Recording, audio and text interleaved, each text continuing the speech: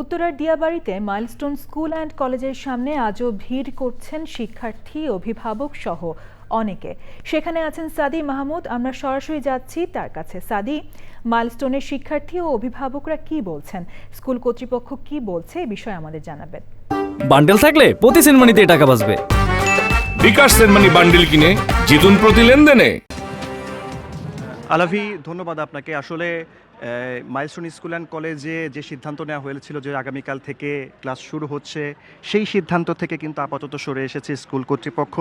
এবং স্কুল কর্তৃপক্ষ থেকে কিন্তু আজকে একটি প্রেস নোটের মাধ্যমে জানানো হয়েছে আরও দুদিন, অর্থাৎ রোববার এবং সোমবার স্কুল খুলছে না। সেক্ষেত্রে কিন্তু আগামী মঙ্গলবার থেকে সীমিত পরিসরে ক্লাস শুরুর একটা সিদ্ধান্তের কথা তারা জানিয়েছে। তারা বলেছে যে মঙ্গলবার থেকে ক্লাস 9 থেকে ক্লাস 12 পর্যন্ত ক্লাস শুরু হবে এবং পরবর্তীতে আস্তে আস্তে সকল শ্রেণীর ক্লাস কিন্তু শুরু হবে। সেক্ষেত্রে সকাল থেকে আমি এখানে অবস্থান করছি, যারা শিক্ষার্থী আছেন তাদের সাথে কথা বলার চেষ্টা করেছি।